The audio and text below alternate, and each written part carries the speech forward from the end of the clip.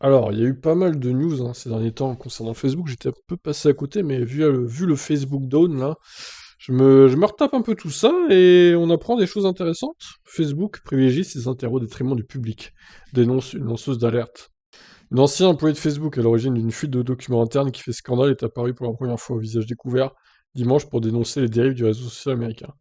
Elle accuse Facebook d'avoir privilégié ses intérêts au détriment de ceux des utilisateurs. Frances Haugen, ancien ingénieur chef de produit chez Facebook, s'est montré pour la première fois à visage découvert, dimanche 3 octobre, dans un entretien diffusé par la chaîne CBS. Elle doit être auditionnée mardi par la commission du commerce au commerce du Sénat américain. Avant son départ de l'entreprise en mai, Frances Haugen avait emmené avec elle de nombreux documents issus de recherches internes à l'entreprise et confiés notamment au Wall Street Journal.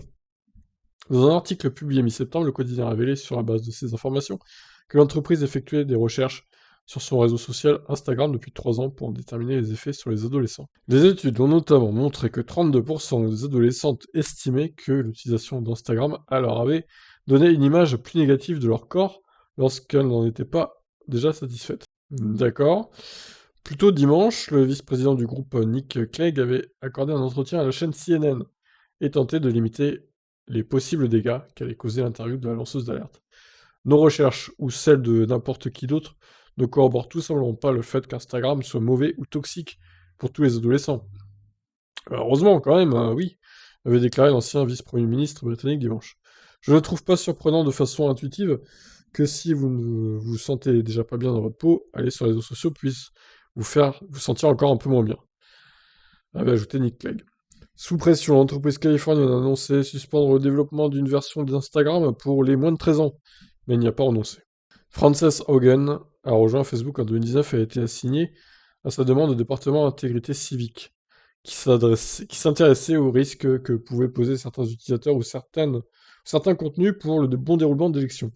Avant le scrutin présidentiel américain en 2020, Facebook avait modifié ses algorithmes pour réduire la diffusion de fausses informations. Mais selon la lanceuse d'alerte, dès que l'élection a été terminée, le groupe les a reconfigurés comme avant pour donner la priorité à la croissance plutôt qu'à la sûreté, a-t-elle soutenu dans son entretien à l'émission 60 minutes sur CBS.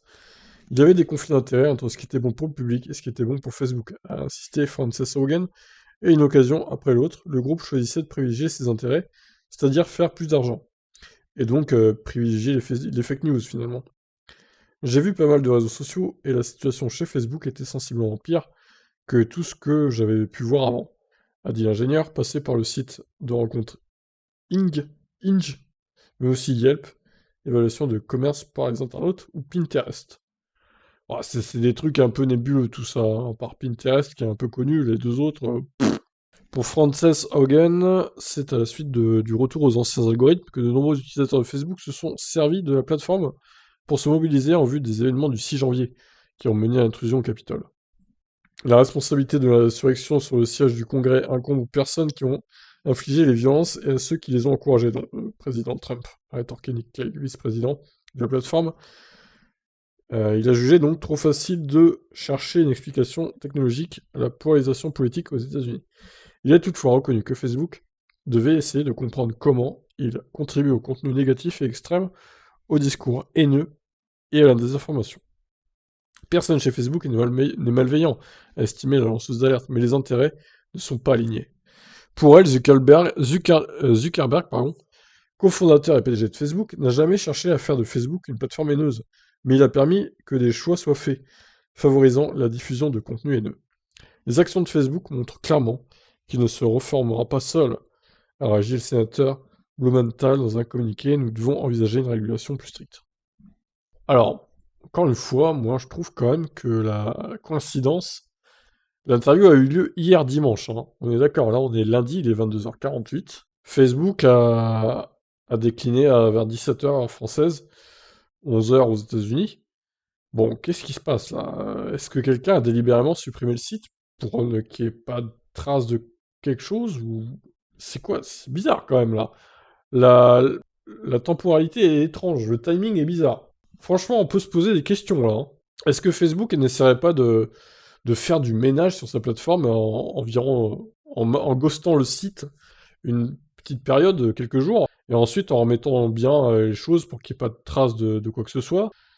Franchement, on peut se poser la question. Je suis pas complotiste, mais là, franchement, le timing est vraiment surprenant.